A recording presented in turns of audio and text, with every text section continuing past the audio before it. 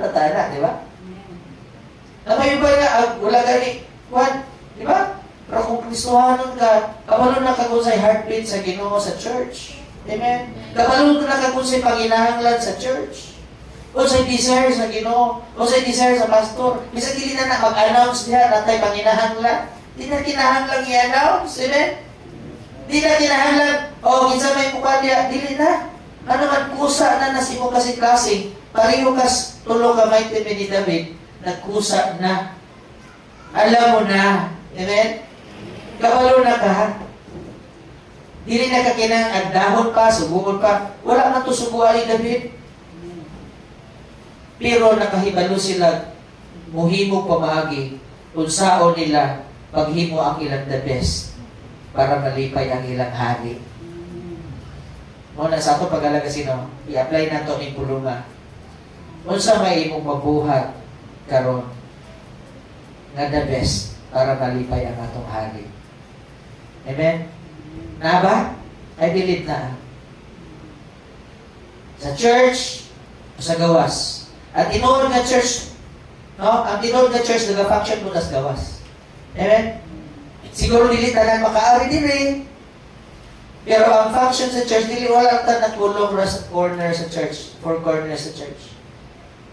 Nang manggawas ta, magwalis sa tas gawas, nagustati, asa ta dalon sa Ginoo. Kabalo na kagon sa heartbeat ni Jesus. Kung sa'y nasihang kasing-kasing, kung sa'y tinguha, kung sa'y longing sa Ginoo. Siguro naghandam ang Ginoo. Si David, nihandom siya tubig. Ngayon ka na makapainom na kong tubig. Siguro, wala. Siguro ang Ginoo naghandom karon, mayon tag na ay unsa ba? Mayon tag na ay magpagamit nako. O takabalo. Di ba? Mayon tag na ay mubuluntaryo sa church. Mayon tag na ay unsa ba diha?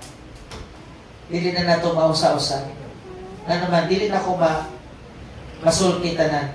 Pero kabalo na mo kung sa ibuta ko ipasabot. Amen? Klaro ba ang mensahe? Hallelujah. So, nahimo sila 3 mighty men of, itaw siya, top 3 general ni David. No? So, sa atong kinabuhi, walay lahing mudawat sa the best. Kundi ang Diyos. Si David nga hari, nakadawat siya the best, pero yung gibubo at tubangas Ginoo. Naba mo'y nadawat sa Ginoo the best?